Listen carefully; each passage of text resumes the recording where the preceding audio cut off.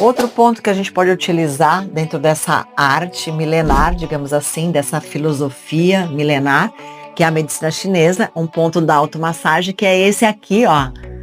Onde você abre, ó, abre e fecha a boca. Tem um ponto excelente para quem tem bruxismo, tá? Então esse ponto é um ponto que você pode apertar, fazendo movimentos assim, ó, abrindo e fechando.